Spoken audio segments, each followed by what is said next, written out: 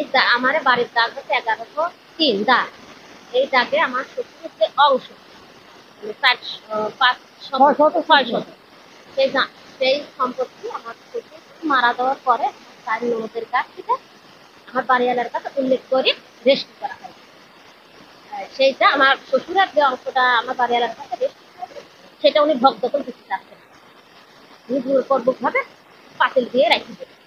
তারপরে আমার স্বামী ওখানে যে সম্পত্তি পাবে, নিজের সম্পত্তি, সেই সম্পত্তি আমার নামে 11,040 1 ওয়াট 7,040 দাগের জমি আমার ওনার নামে। আমার শ্বশুর মরে যাওয়ার পরে তার ভাই বোনের কাছে যার নামে হয়ে গেলে পারে সেই জমি উনি হচ্ছে কিছু বিক্রি করে দিয়েছে, আর কিছু অংশ বাকি রয়েছে সেই অংশটা আমার নামে রেজিস্ট্রি করে দিলে পারে আমার চাচা শ্বশুর নকাল শেখ আর রাসেল শেখ, এই দুইজন আর হচ্ছে বকুল শেখ, 3 বাপ বেটার লাগে আমার নামে চেক করে গন্ডনামা চেক করতাম। আমি যে ওয়ার্কশপের যে জমিটা আছে ওই জমিটা আমার নামে উল্লেখ করে রেজিস্ট্রি করে দিলে পারে ওই 3 বাপ বেটা আমার নামে আবার গন্ডনামা চেক করেছে। তখন আমি বললাম ঠিক আছে, চেক করছে, আমরা তোমার কেস আমরা মেনে নিই, তুমি গন্ডনামা চেক করেছো, তখন ভাগ বাটরা হোক আমরা সেটা নেই। উনি হচ্ছে ভাগ বাটরা না করি উনি আমার যে অংশটা পাবো হচ্ছে 4 শতক 8 শতক সেই জমিটা পাখির দিয়ে যুদ্ধ করা। প্রশাসন আইছিল, প্রশাসন বলে যে হচ্ছে যেখানে কেস চলবে তখন তো আমরা কিছু বলবো, তখন ওনার ক্ষমতা, আমরা পুলিশের সাথে পারি বলছেন, পুলিশের কাছে আমরা থানায়ও বলছি, পুলিশের কাছে পুলিশ সহকারে উনি এই কাজটা করেছি।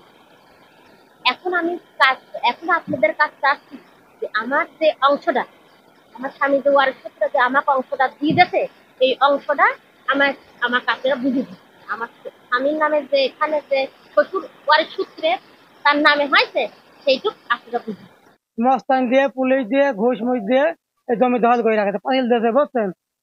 তারপরে পুলিশ মারা আসামি আমাকে দিতে 6 লক্ষ টাকা খরচ করি, আমলিগ দল করে, বুঝছেন।